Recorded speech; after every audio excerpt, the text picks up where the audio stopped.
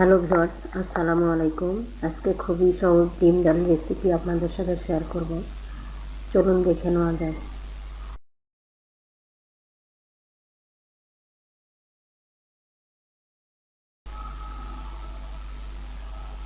এই জন্য প্রথমে সিদ্ধ আলু নিয়েছি, এখন হাত দিয়ে ভালোভাবে মথে নিচ্ছি।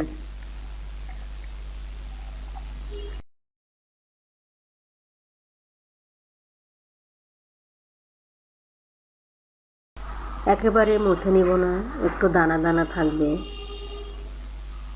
এরপর আর একটু পানি দিয়ে মথে নিচ্ছি আর একটা পাতলা বেটার বানিয়ে নেব।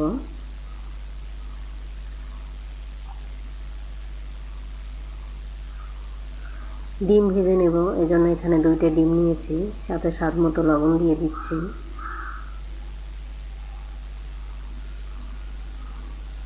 কিছুটা মরিচের গুঁড়া দিয়ে ভালোভাবে ফেটিয়ে নেব। আপনারা চাইলে এখানে মরিচ পেঁয়াজ দিতে পারেন।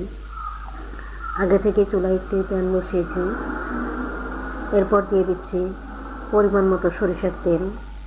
তেল গরম হয়ে এলে দিয়ে দিচ্ছি ডিম। কিছুক্ষণ অপেক্ষা করব যেন ডিমের উপরটা শক্ত হয়ে আসে।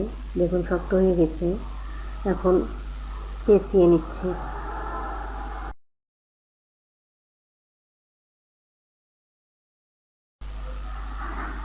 ডিম ভাজা হয়ে গেছে, এখন তুলে নিচ্ছি।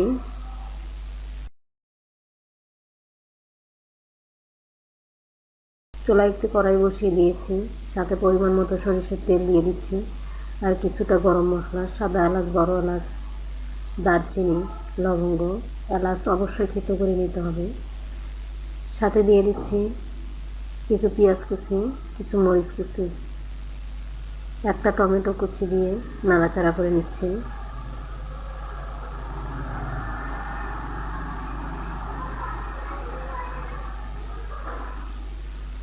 এখন দিয়ে দিচ্ছি 1 চামচ রসুন বাটা, 1 চামচ জিরা বাটা, 1 চামচ আদা বাটা দিয়ে কিছুক্ষণ ভেজে নেব।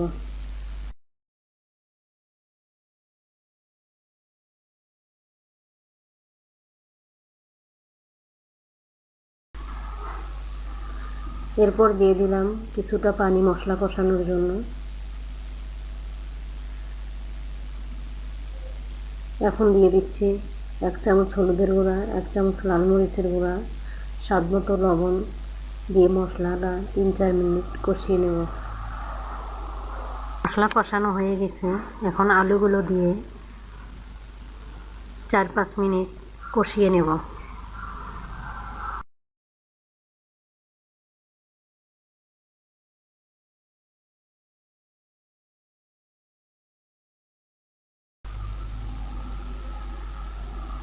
যেন আলুর গায়ে পানিটা শুকিয়ে আসে। দেখুন আঠালো হয়ে গেছে, এখন ঝোল তৈরি করার জন্য পরিমাণ মতো পানি দিয়ে দিচ্ছি।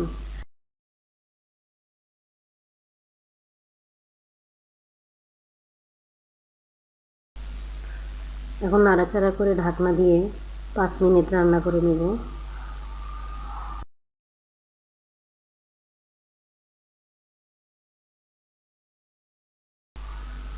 5 মিনিট পর ঢাকনা তুলে নিচ্ছি।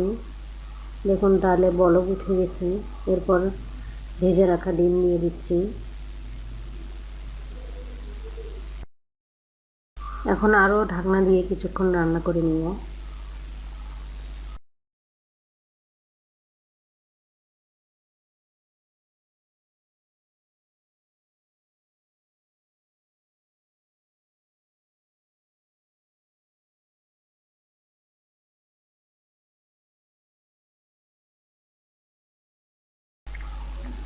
এরপর দিয়ে দিচ্ছি কিছুটা পুদিনা পাতা।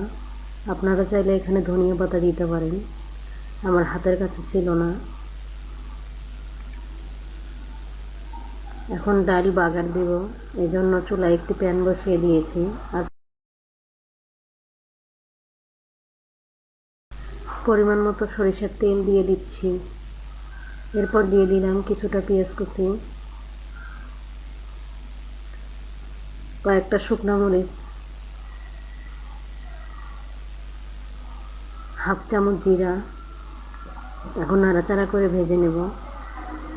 দিয়ে দিচ্ছি হাফ চামচ লাল মরিচের গুঁড়া, এতে করে ডালের সুন্দর কালার আসবে। ভাজা হয়ে গেছে, এখন ডালে ঢেলে দিচ্ছি। এভাবেই করে আপনারা ডাল বাগার দিলে খেতে ভীষণ টেস্টি হবে। খুব সহজেই ডিম ডালের রেসিপি আপনাদের সাথে শেয়ার করলাম। আশা করি আপনাদের অনেক ভালো লাগবে। ভালো লাগলে অবশ্যই লাইক দিয়ে শেয়ার করবেন, কমেন্ট করবেন, সাবস্ক্রাইব করে বেল বাটন অন করে দিতে ভুলবেন না। ধন্যবাদ, ভালো থাকবেন।